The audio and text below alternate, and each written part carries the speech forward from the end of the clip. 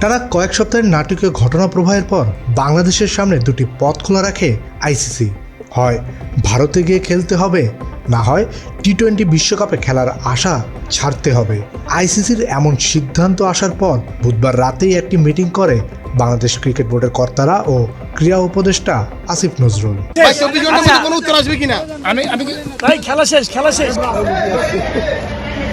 বৃহস্পতিবার দুপুরে রাজধানীর 5 তারকা হোটেলে ডাকে আরেকটি বৈঠক। সে বৈঠককে সামনে রেখে হোটেলে আসতে থাকে বাংলাদেশের ক্রিকেটার কোচিং প্যানেলের সদস্যরা। আসেন বিসিবি প্রধান আমিনুল ইসলাম বুলবুল ও ক্রীড়া উপদেষ্টা আসিফ নজরুল। মিটিং শেষ করে নিজেদের সিদ্ধান্তের কথা জানান ক্রীড়া উপদেষ্টা আসিফ নজরুল। স্বভাবতই আমরা সবাই চেয়েছি আমরা যেন বিশ্বকাপ ক্রিকেট খেলতে পারি, আমরা যেন টি-20 বিশ্বকাপ খেলতে পারি, কারণ আমাদের ক্রিকেটাররা এটা কষ্ট করে অ্যাচিভ করেছে। কিন্তু আমাদের যে নিরাপত্তা ঝুঁকি ভারতে খেলার ক্ষেত্রে, সেই নিরাপত্তা ঝুঁকি পরিস্থিতির কোনো পরিবর্তন ঘটে নাই। আমাদের যে নিরাপত্তা ঝুঁকির যে আশঙ্কা তৈরি হয়েছে, এটা কোনো বায়বীয় বিশ্লেষণ ধারণা থেকে হয় নাই, এটা একটা সত্যিকারের ঘটনার থেকে হয়েছে, যেখানে আমাদের দেশের একজন সেরা প্লেয়ারকে উগ্রবাদীদের কাছে মাথা নত করে ভারতীয় ক্রিকেট বোর্ড তাকে ভারত থেকে বের করে দিচ্ছে, সোজা কথা বের করে দিতে বলেছে। তো এখন আইসিসি যে টুর্নামেন্টটা তো ভারতেই হবে। আইসিসি আমাদেরকে যতই বলুক নিরাপত্তা আশঙ্কা নেই, আইসিসি নামে তো আলাদা কোনো দেশ নাই। তো আমরা তাহলে ওই ঘটনার পরে কি এমন চেঞ্জ হয়েছে ভারতের যে আমরা ভাবতে পারবো যে ভারতে আবার কোনো উগ্রবাদী আস্ফালন হবে না, এবং ভারত আমাদেরকে মুস্তাফিজকে নিরাপত্তা দিতে পারে নাই। তো কি হয়েছে, আমাদের ক্রিকেটারদের, আমাদের সাংবাদিকদের, আমাদের দর্শকদের সবাইকে নিরাপত্তা দিতে পারবে? এটা আমরা কিসের থেকে কনভিন্সড হব? আমাদেরকে এই বিষয়ে কনভিন্স করার জন্য আইসিসি কোনো চেষ্টা করে নাই। আইসিসি আসল যে ইনসিডেন্ট সেটাকে বাদ দিয়ে তার স্ট্যান্ডার্ড যে সিকিউরিটি প্রসিডিউর সেগুলো নিয়ে আলোচনা করেছে। তবে এখনও বিশ্বকাপের খেলা আশা ব্যক্ত করছেন ক্রীড়া উপদেষ্টা ও বোর্ড প্রেসিডেন্ট। বিশ্বকাপ খেললে বাংলাদেশে কি ক্ষতি হবে সেটাও আপনাদের বিবেচনা নেওয়া উচিত। মাথা নত করে নিজের দেশের মানুষকে সিকিউরিটি রিস্কের মধ্যে ফেলে এই আঞ্চলিক রাজনৈতিক পরিস্থিতি বিবেচনা না করে একটা জেনুইন রিস্কের মধ্যে নিজের দেশের শুধু খেলোয়াড় না, দর্শক এবং সাংবাদিকদেরকে ঠেলে দিলে কি ক্ষতি হতে পারে সেটাও আপনাদের সবার বিবেচনা নেওয়া উচিত। ঘটনাটা ঘটেছে মুস্তাফিজের ক্ষেত্রে, এটা একটা আইসোলেটেড ঘটনা, বা আমরা এটার জন্য সরি, আমরা এই ব্যবস্থা নিচ্ছি। তোমাদের দর্শক, তোমাদের সাংবাদিক, তোমাদের খেলোয়াড়দের জন্য কোনো রকম যোগাযোগের চেষ্টা করে নাই, কোনো রকম কনভিন্স করার চেষ্টা করে নাই। ফলে আমাদের ডিসিশন পরিবর্তন হওয়ার কোনো রকম স্কোপ নাই। আমরা এখনও আশা করব, আমরা মনে করি আমরা আইসিসি থেকে সুবিচার পাই নাই, আমরা এখনও আশা করব আইসিসি সুবিচার করবে।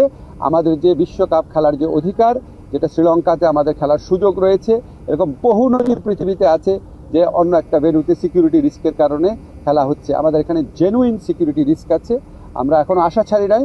আমরা আশা করব আইসিসি আমাদের জেনুইন সিকিউরিটি রিস্কটা সুবিবেচনার সাথে নিয়ে আমাদেরকে শ্রীলঙ্কায় খেলার সুযোগ করে দেবে।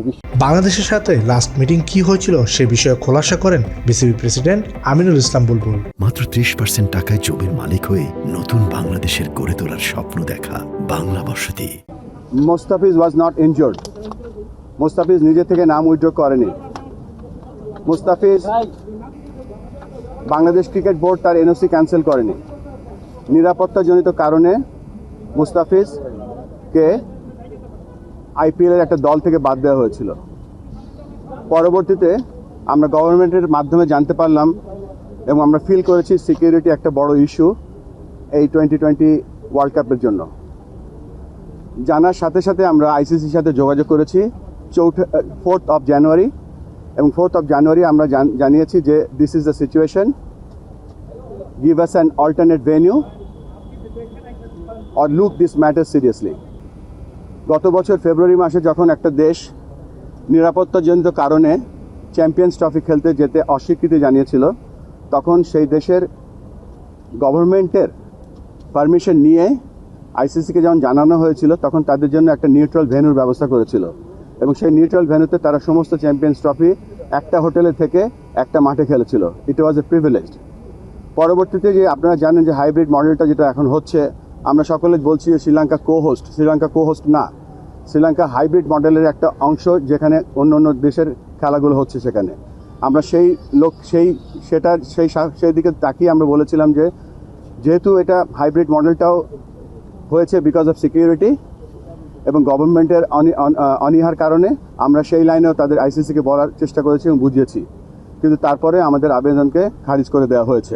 আইসিসির বোর্ড সভায় বুধবার ভোটাভুটিতে হেরে যাওয়ার পর চূড়ান্ত সিদ্ধান্ত জানানোর জন্য একদিন সময় পেয়েছিল বাংলাদেশ, কিন্তু বিসিবির সভাপতি আমিনুল ইসলাম বুলবুল জানিয়েছেন শ্রীলঙ্কায় বিশ্বকাপ খেলতে লড়াই চালিয়ে যাবেন তারা। আমরা আবারও চেষ্টা করব আজকে আর কি পথ আছে আইসিসিকে বলা। আপনারা হয়তো গতকালকে শুনেছেন যে একটা ভোট হয়েছে, ভোটের নাম্বারটা অফিসিয়ালি আমি বলতে চাচ্ছি না, কেননা আইসিসি সেটা বলতে বারণ করেছে, কিন্তু বিভিন্ন জায়গায় ভোটের একটা নাম্বার দেখতে পাচ্ছি।